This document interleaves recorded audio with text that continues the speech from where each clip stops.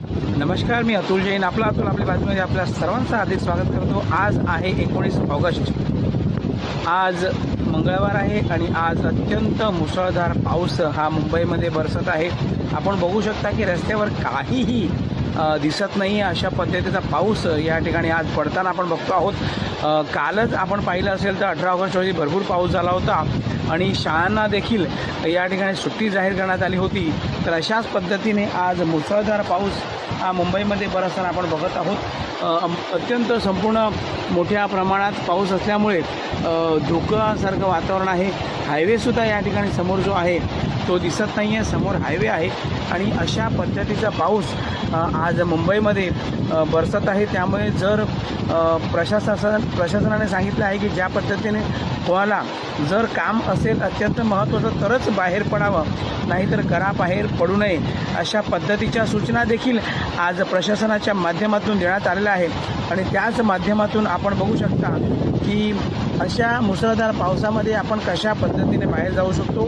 तर कुठेतरी अडकण्यापेक्षा आपण या ठिकाणी आपल्या स्वतःची काळजी घेणं फार गरजेचं आहे. आणि त्याच माध्यमातून आपण स्वतःची सुरक्षा करण्यासाठी आपण स्वतःचं लक्ष द्यावं आणि आपण महत्त्वाचं काम असेल तरच बाहेर पडावं. त्यामध्ये सुद्धा आपण कुठेतरी अटकून जाऊ शकता अशा पद्धतीचं वातावरण या ठिकाणी आहे.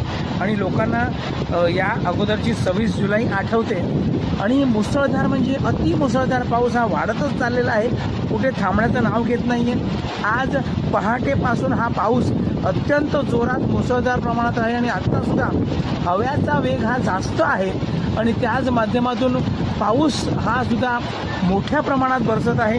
काहीसुद्धा दिसत नाही आहे अशा पद्धतीचा पाऊस आज मुंबईमध्ये बरसताना आपण बघत आहोत. तर सगळीकडे मुंबईमध्ये पाणी भरलेलं आहे, पाणी साचलेलं आहे आणि अशामुळे ट्रॅफिकच्या समस्या आहेत, वाहनं अडकण्याच्या समस्या आहेत. अशा गोष्टी आज होताना आपण बघतो आहोत. तर अतिमुसळधार पाऊस हा मुंबईमध्ये आज तुम्ही बघू शकत असाल. अशा पद्धतीने आज हा पाऊस मुंबईमध्ये बरसतोय.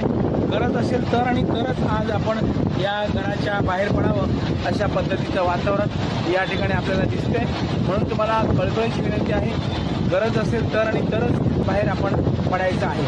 धन्यवाद. मी इथे थांबतो. आपल्या बातमीमध्ये पुन्हा भेटूया. थँक्यू. जय हिंद, जय महाराष्ट्र.